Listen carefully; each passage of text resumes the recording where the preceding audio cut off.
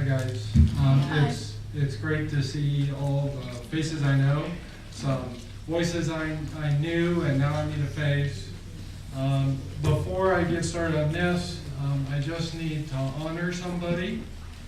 Her name is Lisa, and quite some time ago she took a 30-something reactor physicist and made him, pushed him down his pathway to be a father and a husband and an activist. She taught me how to hold a picket sign.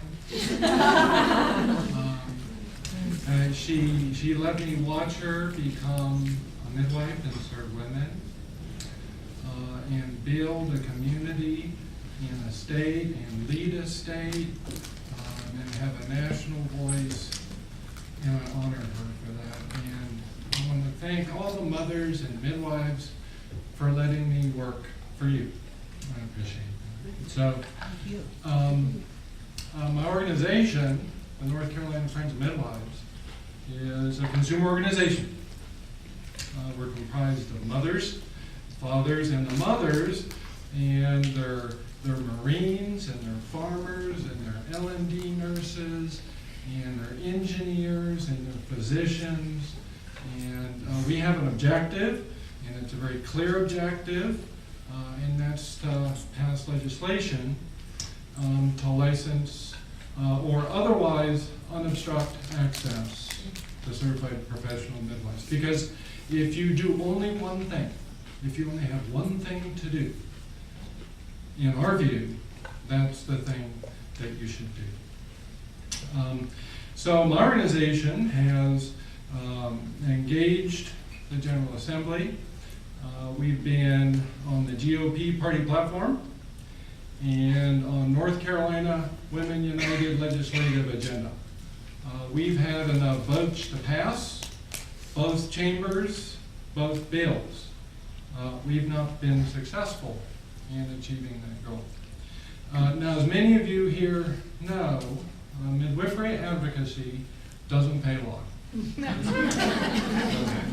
No, it costs me money, and it costs me 75% of my vacation days for a long time. And I donate that cheerfully because the families are worth it. So my day job is, and to understand my role in energy and nuclear energy, it's like this.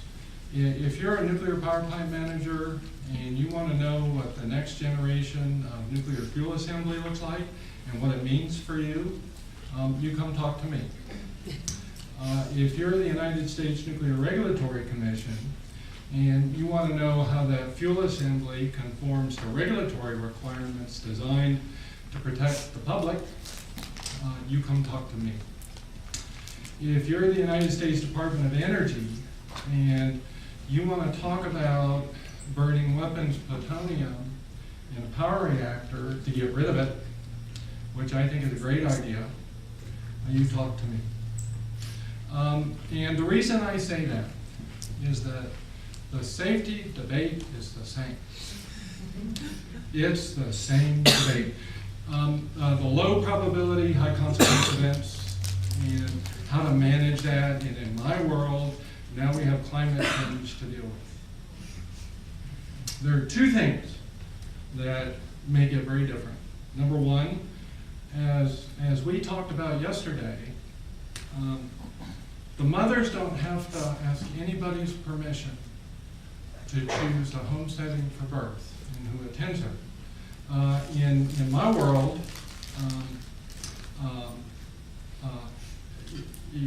a nuclear power or a utility has to have a license, and you have a lot of people who work hard to protect that piece of paper. The second area that's very different is that for a long time a lot of people had concerns about nuclear energy and expressed those concerns, and I salute their engagement on that.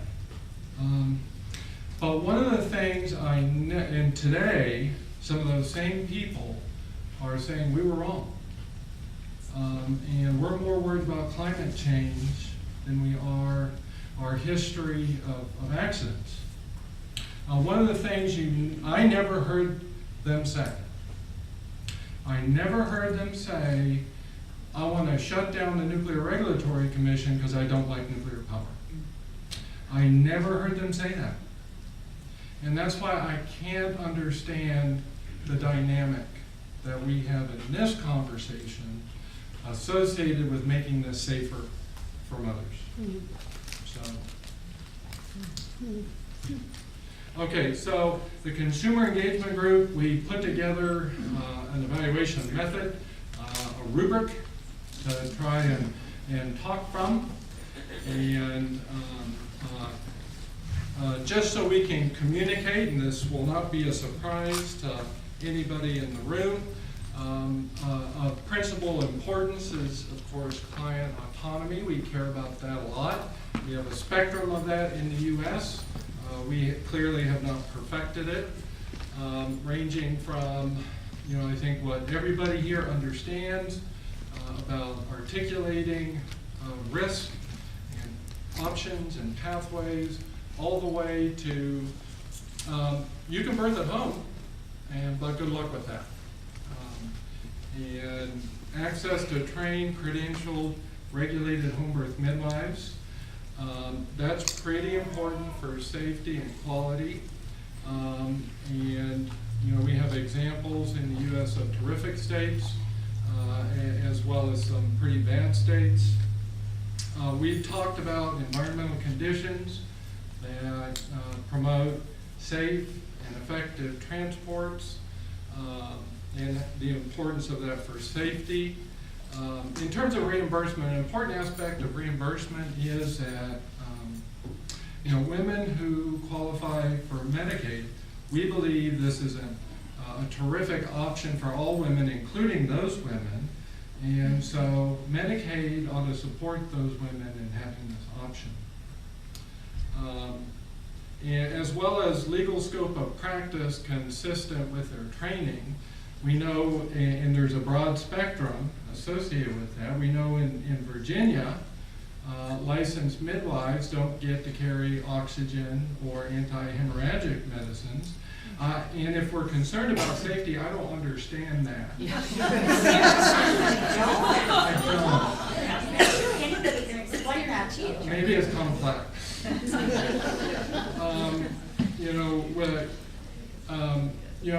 There's a lot of similarities between the freestanding birth center setting and the home setting. And I'll tell you, in my state, a lot of women are crossing state lines to have access to the same midwives that we have in our state, going to a birth center in Virginia, Tennessee, and South Carolina, where they can have some access to that. And appropriate regulatory oversight. So we all want everybody to be successful. And we want the midwives to be successful. And we care about job performance. That's what we care about. And that's where the training debate, I think, is an unremarkable conversation. We care about job performance. And job performance is, there's a lot of stuff that influences that.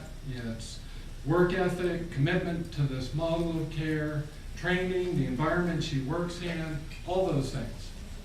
Regulatory oversight principally is the mechanism to protect consumers. In the debate, a license is viewed as authorization to practice by one side of the table, and that's the only thing it's viewed as. In reality, it's to assure that the midwives do a good job, right? That's its function. Oh, what about safety? Okay, so, so consumers care about safety, and this is the way I'm wired to think about safety, and that is you got to count everything, and you need to put everything on a common currency. And that means introducing an importance weighting factor and rolling them all up, and we can have all kinds of advanced mathematics and some scholarly conversation about the importance weighting factors.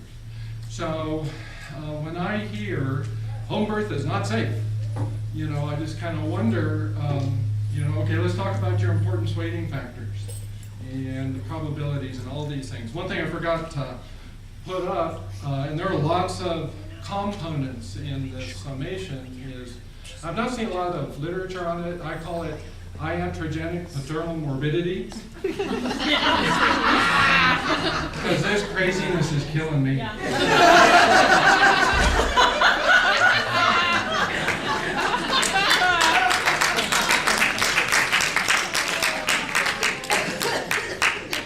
I want to talk about money.